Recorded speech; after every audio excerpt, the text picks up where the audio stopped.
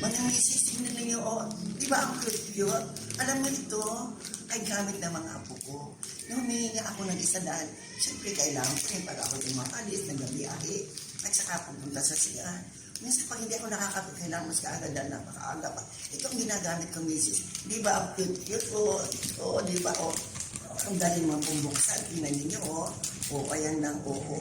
At saka, iba siya klase, makapal siya.